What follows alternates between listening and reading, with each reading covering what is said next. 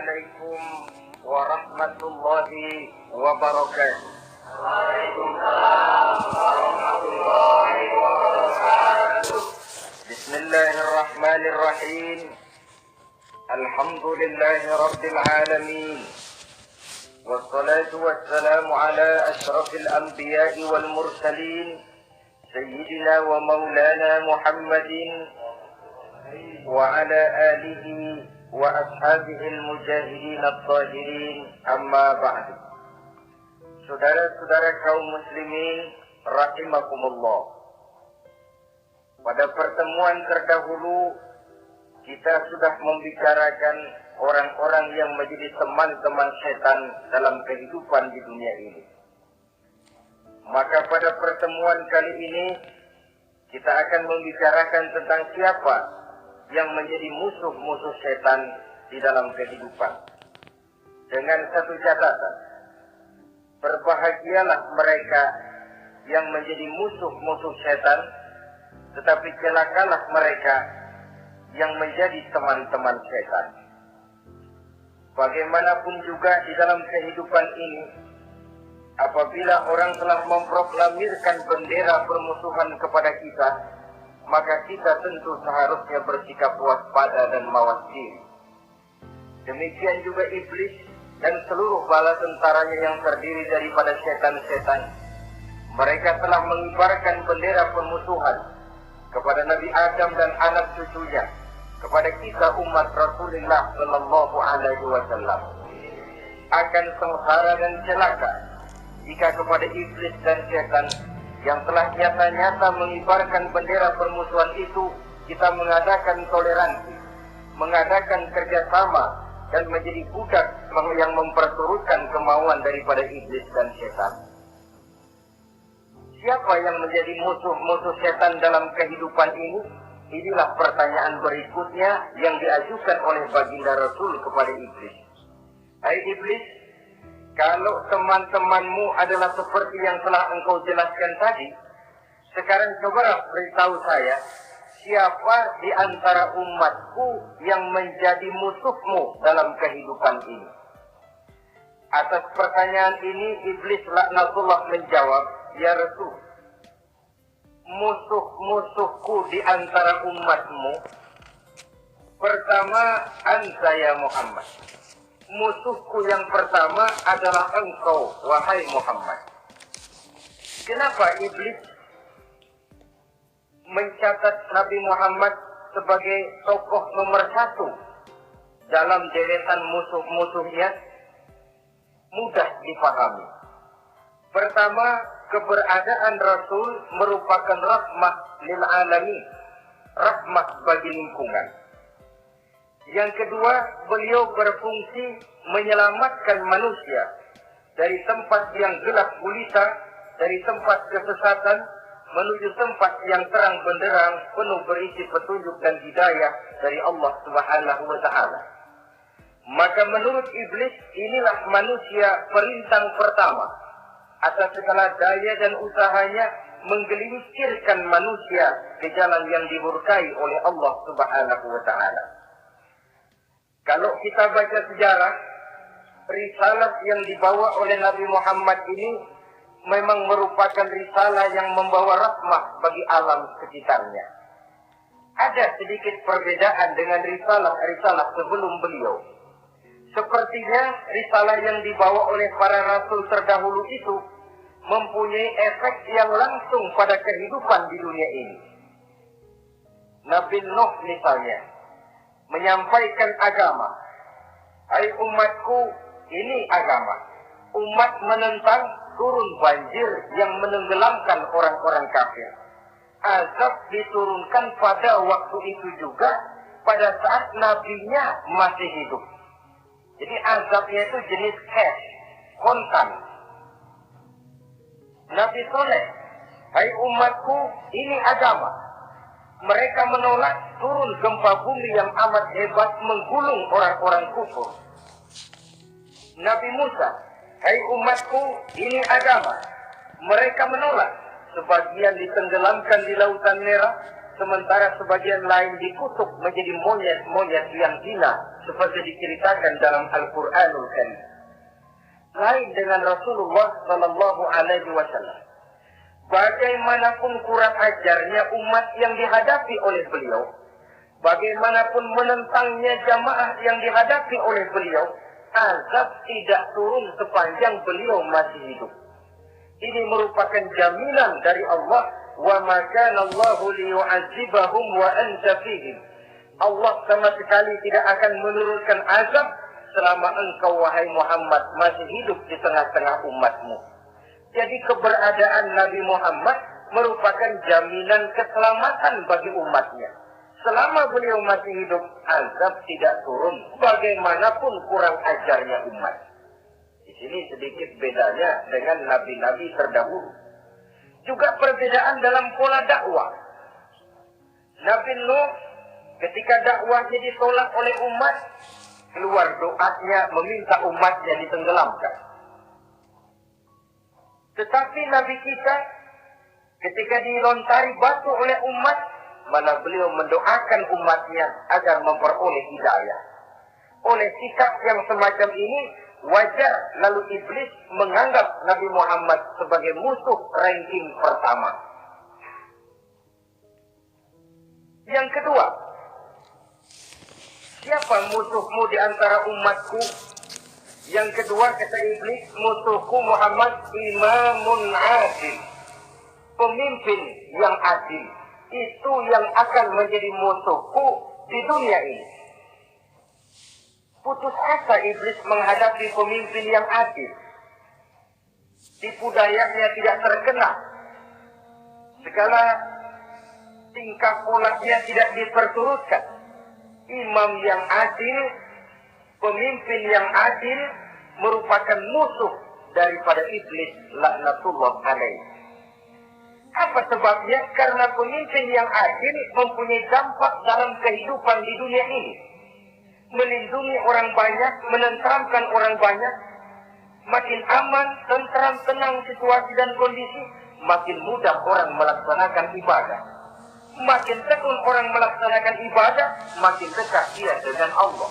Makin dekat manusia dengan Allah, makin jauh dia dari iblis. Sebab dua hal ini selalu kontradiktif. Jika kita jauh dari Allah, tentu dekat dengan iblis. Jika kita jauh dari iblis, harus dekat tentu dengan Allah. Dan begitu selanjutnya. Dalam kaitannya dengan kehidupan kita sekarang, saudara-saudara, disinilah perlunya mempersiapkan manusia.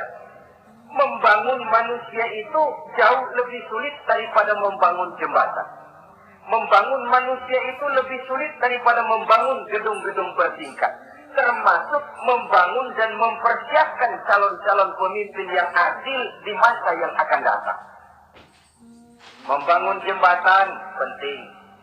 Tapi lebih penting daripada membangun jembatan adalah membangun manusia yang bikin jembatan. Sebab kalau manusia yang bikin jembatan tidak dibangun lebih dahulu, saya khawatir jembatannya dihabis, dimakan oleh yang bangun jembatan. Mengaspal jalan raya penting. Lebih penting dari mengaspal jalan raya, membangun manusia yang mengaspal jalan itu. Sebab kalau manusia yang mengaspal jalan bermental rusak dan bejat, saya khawatir jalan belum selesai, aspalnya habis dimakan oleh yang aspal.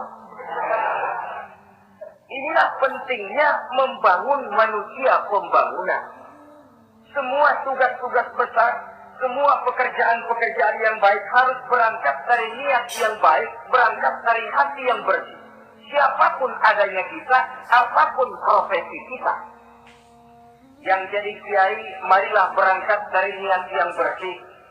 Yang jadi mubalik, marilah berangkat dari niat yang bersih. Niatnya itu mau menghidupkan Islam atau mau cari hidup jual Islam. Kalau mau menghidupkan Islam, mari sama-sama kita berjuang. Tapi kalau mau cari hidup untuk dengan menjual Islam, nyinggir saja daripada nanti bikin malu. Yang mengurus masjid, mari berangkat dari niat yang bersih. ngurus masjid itu niatnya mau menghidupkan masjid atau mau cari hidup di dalam masjid. Kalau mau menghidupkan masjid, mari. Tapi kalau mau mencari hidup di dalam masjid, tolong minggir saja daripada nanti bikin aib. Yang jadi orang alim, mari berangkat dari niat yang bersih. Jangan memperjualbelikan fatwa yang halal dikatakan haram, yang haram jadi samar-samar, nanti membingungkan umat. Berangkat dari niat yang bersih, membangun manusia, pembangunan. Ini barangkali istilah yang lebih kena. Saudara-saudara kaum muslimin rahimakumullah. Setiap kita pada hakikatnya punya bakat. Secara fitrah yang kita bawa, bakat apapun kita ini punya. Saudara punya bakat jadi pemimpin, saudara pun punya bakat jadi pengkhianat. Saudara punya bakat jadi orang soleh, saudara juga punya bakat jadi orang salah. Saudara punya bakat jadi orang besar, saudara pun punya bakat jadi orang hina. Seluruh bakat ada di dalam diri kita. Tinggal nanti pertumbuhannya mana yang lebih subur. Saudara punya sifat berani, saudara pun punya sifat takut. Seberani-beraninya orang mesti ada sifat takutnya. Nanti mana yang tumbuh lebih subur? Kalau takutnya tumbuh lebih subur, dia akan jadi orang penakut. Kalau beraninya yang tumbuh lebih subur, dipupuk oleh lingkungan, pendidikan dan sebagainya, dia akan tumbuh jadi orang pemberani. Oleh karena itu, agama merupakan lingkungan yang subur untuk menumbuhkan benih-benih yang baik yang kita bawa bersamaan dengan lahirnya kita ke alam dunia ini. Setiap kita, saya, saudara, punya bakat jadi pemimpin, punya bakat jadi pengkhianat, punya bakat jadi pengabdi, punya bakat jadi koruptor, punya bakat jadi pemelihara, punya bakat jadi perusak. Tinggal nanti lingkungan pendidikan yang menumbuhkan mana yang tumbuh lebih subur. Kalau lingkungan saudara lingkungan maling, maka sifat pengkhianat akan tumbuh lebih subur. Kalau nanti saudara jadi pemimpin, insya Allah korupsi. Lingkungan yang menumbuhkan sifat mengabdi, sifat berbuat tanpa pamrih, dikalahkan oleh sifat pengkhianat dan korupsi itu yang dibentuk oleh lingkungan, pendidikan, pengalaman dan sebagainya. Oleh karena itu, secara dini agama menanamkan, menyuburkan fitrah-fitrah yang baik yang kita bawa bersamaan dengan hadirnya kita dalam kehidupan ini. Sebab itu seorang penyair bernama Syauqi mengatakan dalam sebaik syairnya, "Waladatka ummuka ya ibna Adam bakiyan wan nasu haulaka yadhakuna surura." Hai manusia, pada saat kamu dilahirkan kamu menangis dan orang lain di sekelilingmu ketawa. Kakek senyum dapat cucu baru, paman gembira dapat keponakan baru, sementara kita yang lahir menangis. Betul apa benar? Apa ada saudara yang begitu dilahirkan terus nyengir? Saya kira kabur dukunnya. Setiap kamu hai manusia lahir dalam keadaan menangis, orang sekelilingmu tertawa. Karena itu katakan kepada mereka yang senyum di sekelilingmu, hai manusia, pada saat saya dilahirkan saya menangis dan kamu semua tertawa. Baik manusia. Tapi nanti pada suatu saat harus terjadi kebalikannya. Kalau dikala saya lahir saya menangis dan kau semua senyum, nantilah manusia.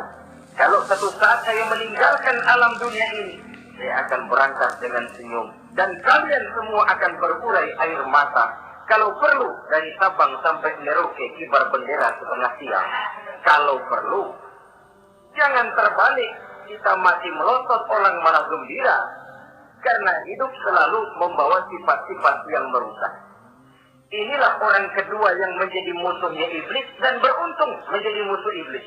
Siapa? Imamun adil, pemimpin yang adil. Saudara-saudara kaum muslimin rahimakumullah. Yang ketiga, musuh iblis ghaniyun mutawadhi. Orang kaya yang rendah hati. Orang kaya yang tidak sombong. Kaya apa saja. baik kaya oleh karena ilmu, orang yang kaya karena ilmu disebut orang alim. Baik kaya karena materi, orang kaya karena materi dinamakan hartawan. Baik kaya karena kedudukan, orang yang kaya karena kedudukan dinamakan pejabat. Orang kaya yang rendah hati itu musuh iblis. Beruntung dia menjadi musuh iblis. Iblis tidak senang ada orang kaya tidak sombong. Tapi iblis paling senang kalau ada orang kaya sombong. Lebih senang lagi iblis kalau ada orang miskin sombong. Masya Allah. Orang kaya sombong, walaupun iblis senang, orang masih bilang pantas saja dia sombong, kaya apaan aja punya. Udah miskin sombong, kira-kira yang disombongin apa? Dalam segala bentuknya sombong ini Allah tidak senang, tapi iblis senang. Kenapa? Karena sponsor sombong iblis. Kan yang pertama kali sombong iblis dong. Ketika disuruh sujud kepada Nabi Adam, dia nggak mau. Ini kesombongan pertama yang terjadi dalam sejarah. Ketika ditanya kenapa kau tidak mau sujud iblis? Saya kan dibikin dari api, Adam dari tanah. I am the best. Saya lebih hebat daripada iblis, daripada Adam. Adam baru kemarin dibikin, saya sudah lama. Kata Allah, kamu sombong iblis, ini surga bukan tempat orang sombong. Keluar! Dan usir dia dari surga. Jadi kesombongan pertama adalah kesombongan yang dilakukan oleh iblis, dan dia tanamkan itu kepada kita supaya jadi orang sombong. Karena itu sombong ilmu Allah nggak senang, tapi iblis senang. Mentang-mentang ada ilmunya, satu-satunya ustadz di sini ya, semua mesti ngaji sama gue. Kalau nggak ngaji sama gue, Islamnya kurang tapi bener. Sombong karena ilmu. Sombong karena pangkat. Mentang-mentang pakai bintang di pundak, jalan pundak duluan. Yang wajar saja hidup ini. Sombong harta pun begitu. Kaum muslimin rahimakumullah.